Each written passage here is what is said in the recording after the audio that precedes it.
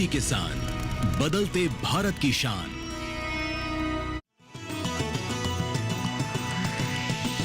DD किसान, बदलते भारत की शान।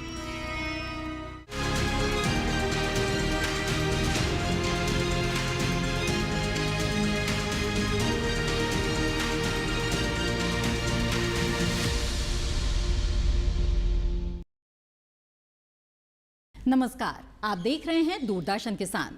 कार्यक्रम कृषि दर्शन में आप सभी का स्वागत है। मैं हूं मोनालिसा। कृषि दर्शन कार्यक्रम में हम आपको विज्ञान और किसान, कृषि स्टार्टअप और फार्मिंग इंडिया जैसे अलग अलग सेगमेंट्स के जरिए कृषि जगत से जुड़ी हुई महत्वपूर्ण जानकारियां पहुंचाते हैं। ये जानकारियां ऐसी होती है जिनका लाभ उठाते हुए आप अपनी कृषि को उन्नत बना सकते हैं। तो आइए इसी सिलसिले को जारी रखते हैं और शुरू करते हैं आज का ये कार्यक्रम। आइए कार्यक्रम कृषि दर्शन में देखते हैं सेगमेंट मंत्रालय से। आलू में वायरस जनित रोग के बारे में क्या जानकारी मिल रही है कृषि भवन स्थित डीडी किसान स्टूडियो से, आइए देखते हैं। आलू की फसल वायरस रोगों के प्रति सेंसिटिव फसल है। इसमें कई प्रकार के लगभग 30-40 तरह के वायरस लगते हैं। तो पोटैटो वायरस वाई जो है वो उसकी जो होस्ट रेंज है वो सोलनेसी फैमिली तो है ही, उसके अलावा दूसरी चिनोपोडेसी वो दूसरी फैमिली में भी ये लगता है और इससे काफ़ी नुकसान होता है। लगभग 30-40 से लेकर 60-70-80% तक इसका नुकसान हो सकता है अगर इसका समय पर प्रबंधन नहीं किया जाए। तो इसके जो सिम्टम्स हैं तो उसमें जो माइल्ड से सीवियर इसमें सिम्टम्स होते हैं और जो पत्तियां होती हैं वो पत्तियां कर्लिंग हो जाती है, येलोइंग हो जाती है, उसमें प्लांट डिफोलिएशन, पत्ते भी गिर जाते हैं। ये वेन क्लियरिंग जो इसकी जो शिराएँ होती हैं वो भी क्लियरिंग दिखती है। तो इस तरह से कई इसके लक्षण हैं, माइल्ड टू सीवियर लक्षण। जब इसको हम टेस्ट करते हैं वायरस से और जो RT-PCR जो टेक्निक्स है उससे हम आइडेंटिफाई कर सकते हैं कि ये इसमें ये वायरस है, पोटैटो वायरस वाई है। इसके अलावा X है, A, B, M, कई तरह के वायरस इसमें होते हैं। लेकिन जो हिली एरिया जो प्लेन्स हैं उसमें इस वायरस का प्रकोप देखा गया है, ज़्यादातर होता है। तो इसके प्रबंधन के लिए जो हमें देखना है कि वायरस कैसे फैलता है, तो ये वायरस जो है एफिड के द्वारा ट्रांसमिट होता है। जो पोटैटो में आलू की पत्तियों पर जो एफिड लगता है उससे ये रोग ज़्यादा फैलता है एक पौधे से दूसरे पौधे में। वेक्टर इसका जो है एफिड है। तो हमें ये ध्यान रखना है कि हमें जो आलू की जो इसके अलावा जो इसका जो लक्षण है उसमें जो ट्यूबर हैं उसमें ring spot, necrotic ring spot भी आ जाता है। तो इसके ट्यूबर भी अफेक्टेड होते हैं पत्ती के साथ साथ। तो हमें ये ध्यान रखना है कि हम जो वैरायटी लगाते हैं आलू की फसल में उसमें जो रेजिस्टेंट इसकी जो वैरायटी है वही हमें सेलेक्ट करनी चाहिए। रेजिस्टेंट ट्यूबर हैं जैसे कि कुफरी लीमा और कुफरी करण और कुफरी सेल्जा, ये जो 3 वैरायटी है ये प्रोमिनेंट वैरायटी है, लीमा, करण और सेल्जा। तो इनका अगर हम जो ये वैरायटी लगाएंगे तो इसमें ये वायरस रोग नहीं आता है। और इसके अलावा अगर कुछ लगाने के बाद भी अगर कुछ इसका प्रकोप होता है तो हमें ध्यान रखना चाहिए कि जो अफेक्टेड प्लांट्स हैं उसको तुरंत निकाल देना चाहिए और जो इसका वेक्टर है उसके मैनेजमेंट के लिए जो इंसेक्टिसाइड हैं उनका प्रयोग करना चाहिए, स्प्रे करना चाहिए। जैसे साइंट्रिनिलप्रोल है, फ्लूकानिमिड है, इमिडाक्लोपिड है, थायोमिथोक्सोम है। इनके जो WG फार्मुलेशन होते हैं 50% और 70% WG फार्मुलेशंस, उनका हम जो है प्रयोग कर सकते हैं।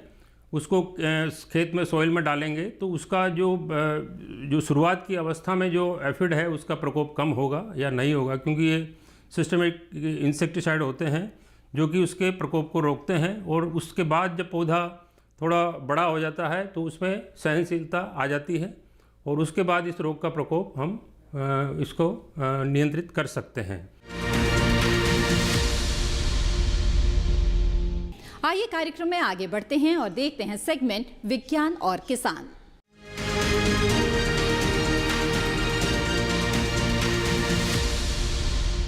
आइए आज हम आपको लेकर चलते हैं एक ऐसी जगह जहां पर भारतीय खेती की कीमती धरोहरों को संजो कर रखा गया है। भारतीय कृषि अनुसंधान परिषद के राष्ट्रीय पादप आनुवांशिक संसाधन ब्यूरो में हजारों फसलों के बीज, पत्तियों और नमूनों को सुरक्षित रखा गया है। तो आइए चलते हैं और देखते हैं ये अनोखा संग्रह।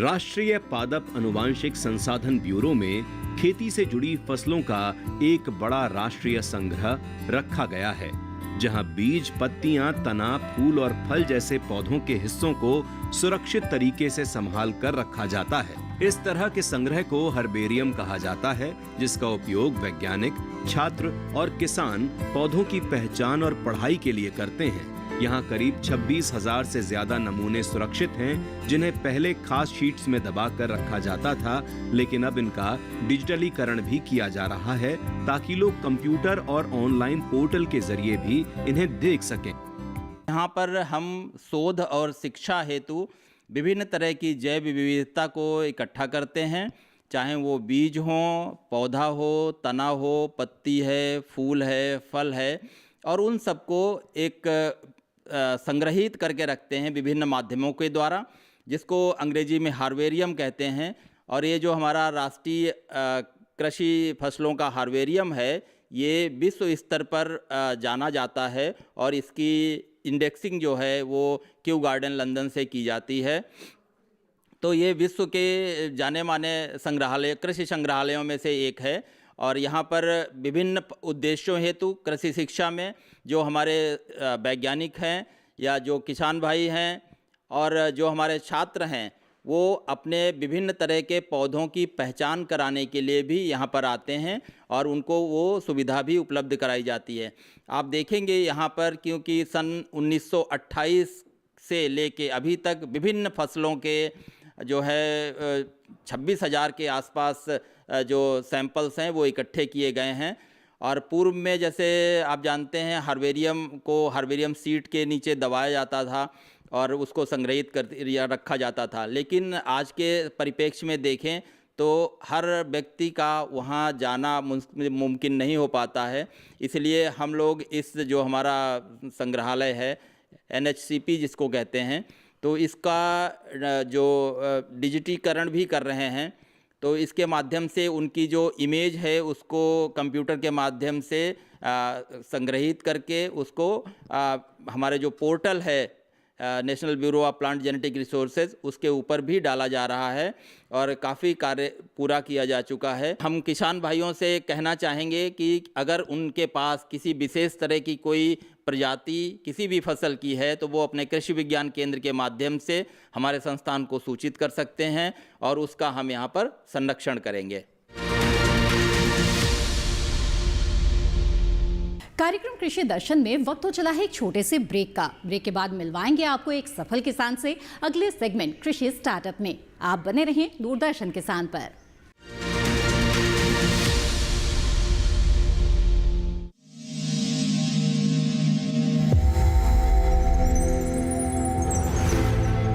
आत्मनिर्भर किसान भारत की शान।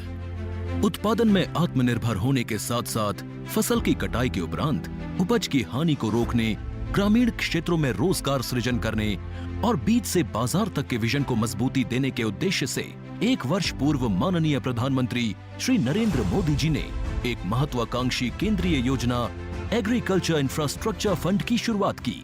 इस आधुनिक इंफ्रास्ट्रक्चर से कृषि आधारित उद्योग लगाने में एक बहुत बड़ा बदलाव आएगा और बहुत बड़ी गति आएगी।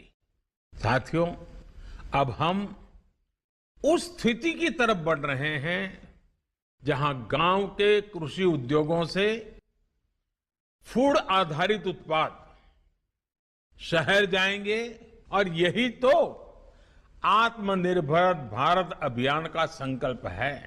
एग्रीकल्चर इंफ्रास्ट्रक्चर फंड से पात्र लाभार्थी गोदामों का निर्माण कर सकते हैं, छटाई या ग्रेडिंग इकाई, पैकिंग हाउस, सप्लाई चेन और कोल्ड चेन जैसी सुविधाएं या फिर प्राथमिक कृषि प्रसंस्करण केंद्र की स्थापना कर सकते हैं। इस योजना के तहत पात्र लाभार्थियों को 2 करोड़ रुपए तक के ऋण पर अधिकतम 7 वर्ष के लिए ब्याज में 3% तक की छूट दी जा रही है। ऋण पुनर्भुगतान के लिए 6 महीने से 2 वर्ष तक मोरेटोरियम की सुविधा भी उपलब्ध है। इस योजना ने अब तक सफलता की कई मिसालें कायम की हैं, जैसे कि मध्य प्रदेश के लाभार्थी श्री विपिन त्रिपाठी ने एग्रीकल्चर वेस्ट से बायोफ्यूल बनाने का इनोवेटिव प्राइमरी प्रोसेसिंग सेंटर लगाया है। लोन मिलने की वजह से हम समय पर सारी मशीनों का प्रोक्योरमेंट और सारा सिविल वर्क टाइम पे करवा पाए, जिससे ये प्रोजेक्ट को लगाना संभव हो पाया। राजस्थान के लाभार्थी श्री यशवर्धन मुंद्रा ने सॉर्टिंग एंड ग्रेडिंग यूनिट लगाकर रोजगार के अवसर पैदा किए हैं। कर्नाटक की महिला उद्यमी श्रीमती ममता वी ने प्राइमरी प्रोसेसिंग सेंटर लगाकर प्रगति की नई राह चुनी है।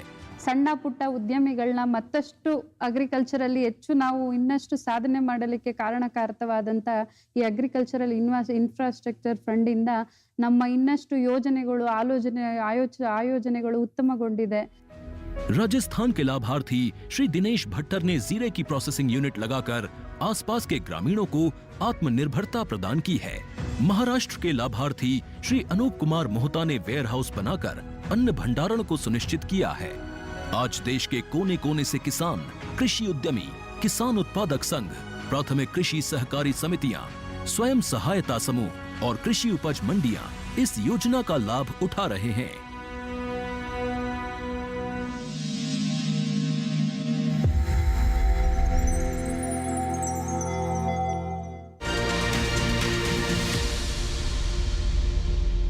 ब्रेक के बाद आप सभी का फिर से स्वागत है। आप देख रहे हैं कार्यक्रम कृषि दर्शन। आइए कार्यक्रम में आगे बढ़ते हैं और देखते हैं हमारा अगला सेगमेंट कृषि स्टार्टअप।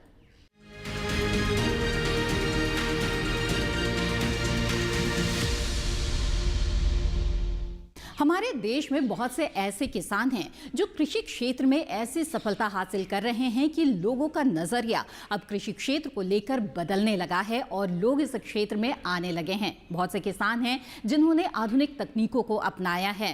कृषि वैज्ञानिकों के मार्गदर्शन में काम करते हुए मेहनत और लगन से उन्होंने ऐसा मुकाम हासिल किया है कि वो कई लोगों के लिए प्रेरणा स्रोत बन चुके हैं। तो आइए मिलते हैं ऐसे ही एक सफल किसान से।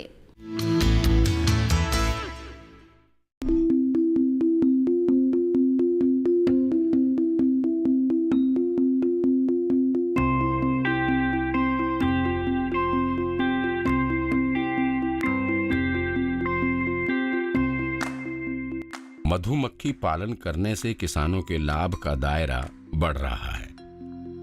लखनऊ के निमित सिंह एक ऐसे युवा हैं जो बीटेक की पढ़ाई करके नौकरी के बजाय इसी कार्य से जुड़ गए हैं और एक सफल मधुमक्खी पालक हैं जो इस व्यवसाय को परंपरागत से आधुनिकता में ढालकर सामान्य मधुमक्खी पालन की तुलना में कई गुना आमदनी ले रहे हैं। जिनके पास आज के समय में 1200 मधु बक्से तो हैं ही, साथ ही वो मधुमक्खी पालन से जुड़े आधुनिक उपकरणों से सुसज्जित लैब भी चलाते हैं।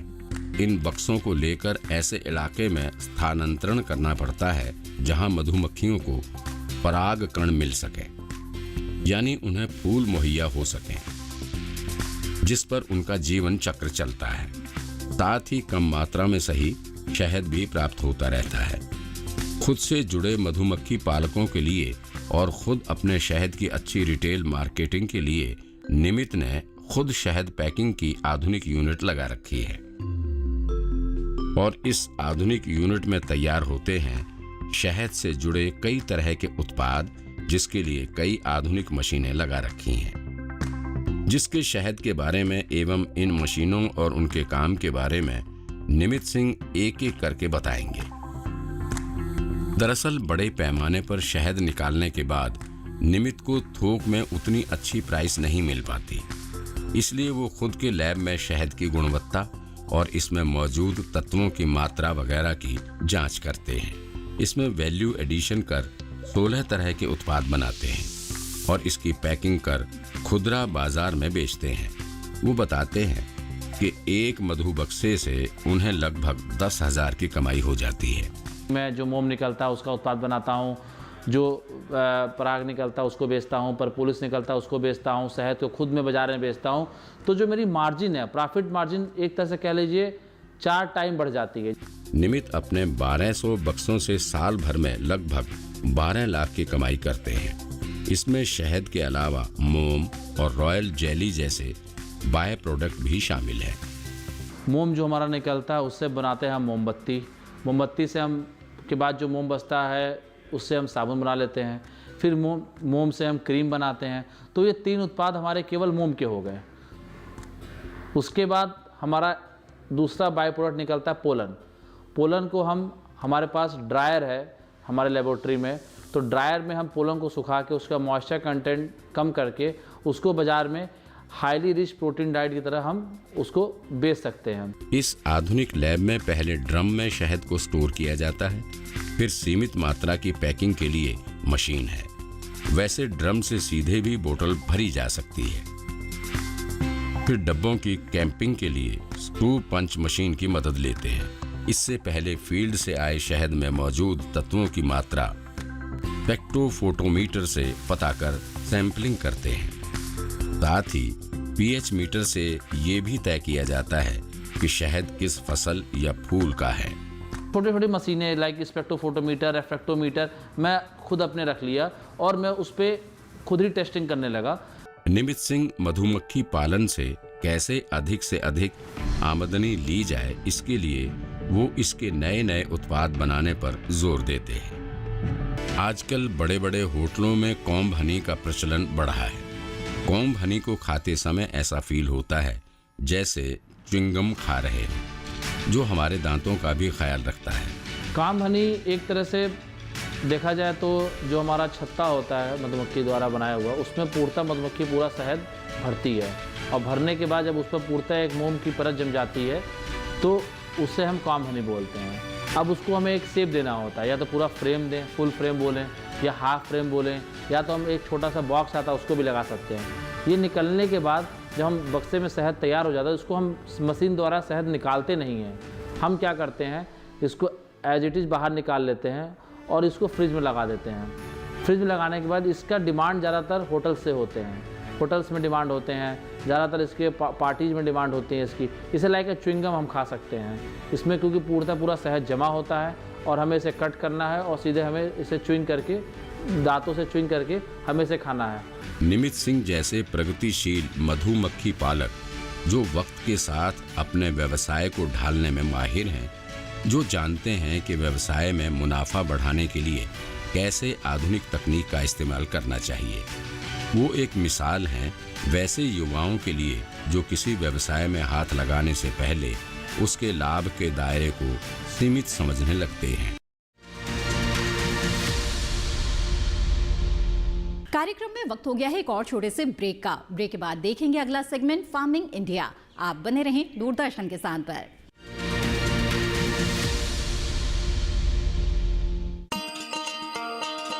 किसान भाइयों गांठ बांध लो, गांठ बांध लो, बात बहुत है काम की, समृद्धि के पैगाम की। मिट्टी के मिजाज को समझो, मिट्टी के हर राज को समझो, मिट्टी की तुम जांच कराओ, मुफ्त सॉइल हेल्थ कार्ड ले जाओ। कभी मुनासिब बीज लगाओ, सही किस्म की खाद ले आओ, जितनी जरूरी उतनी डालो, सही मात्रा खुद पहचानो, इसको अपना मंत्र बना लो, मिट्टी की सेहत को जानो। बात बहुत है काम की, कम लागत अधिक वरदान की, किसान भाइयों गांठ बांध लो। आज ही मिट्टी की जांच कराएं, राज्य सरकार के कृषि अधिकारी से संपर्क करें और मुफ्त में सॉइल हेल्थ कार्ड पाएं। कृषि और किसान कल्याण मंत्रालय द्वारा किसान हित में जारी। ब्रेक के बाद आप सभी का फिर से स्वागत है। आप देख रहे हैं कार्यक्रम कृषि दर्शन। आइए कार्यक्रम में आगे बढ़ते हैं और नजर डाल लेते हैं अगले सेगमेंट पर, जिसका नाम है फार्मिंग इंडिया।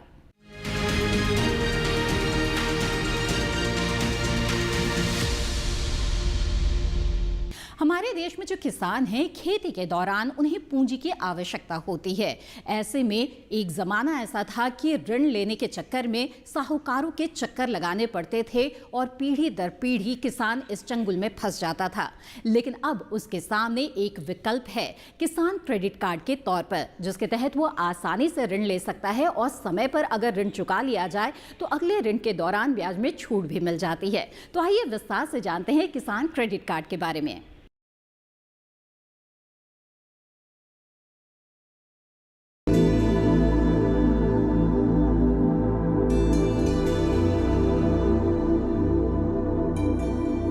किसान क्रेडिट कार्ड योजना 1998 में शुरू की गई थी। इसका उद्देश्य किसानों को कृषि गतिविधियों के लिए बिना किसी बाधा के समय पर ऋण उपलब्ध कराना था। भारत सरकार किसान क्रेडिट कार्ड के तहत किसानों को ब्याज पर 2% की आर्थिक सहायता देती है और समय पर ऋण चुकाने वाले किसानों को 3% की प्रोत्साहन छूट देती है। इस तरह केसीसी पर सालाना ब्याज दर 4% आता है। सभी योग्य किसानों को उनके कृषि कार्यों के लिए आसानी से और समय पर कृषि ऋण प्रदान किए जाएं, ये सुनिश्चित करने के लिए सरकार ने किसान क्रेडिट कार्ड योजना शुरू की।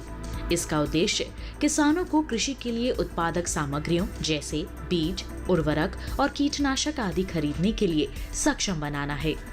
सरकार ने किसानों के हित में बड़े कदम उठाते हुए 2019 में केसीसी में ब्याज दर में आर्थिक सहायता का प्रावधान शामिल करते हुए इसका लाभ डेयरी उद्योग समेत पशुपालकों और मछली पालकों को भी देने की व्यवस्था सुनिश्चित की है। किसान क्रेडिट कार्ड के दायरे में किसानों को लाने के लिए फरवरी 2020 से एक विशेष अभियान चलाया जा रहा है। वर्ष 2012 से केसीसी योजना को और सरल बनाया गया है। इसके तहत लाभार्थियों को एटीएम सक्षम डेबिट कार्ड के प्रावधान सहित एक बार में दस्तावेजीकरण की सुविधा, सीमा में निर्माण लागत में वृद्धि और सीमा के भीतर कितनी भी संख्या में निकासी आदि की सुविधाएं दी गई हैं।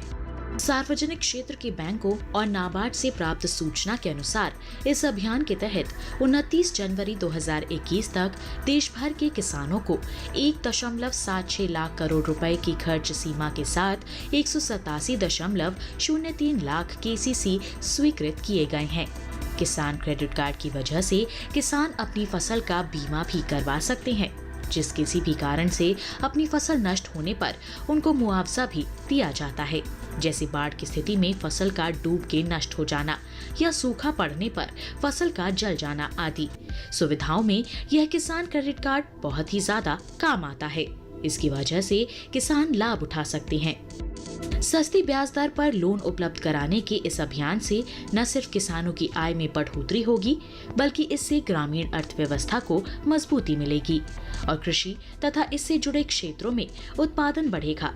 साथ ही हमारे देश के लिए खाद्य सुरक्षा सुनिश्चित करने की दिशा में भी इस मुहिम की विशेष भूमिका होगी।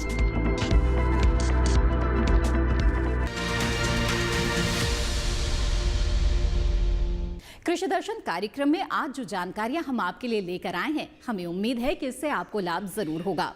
इस कार्यक्रम के बारे में आप अपने विचार हमारे साथ साझा कर सकते हैं। आप हमें पत्र लिख सकते हैं। हमारा पता है कृषि दर्शन, कमरा number 59A, CPC Doordarshan, Khelgaon, नई दिल्ली 110049।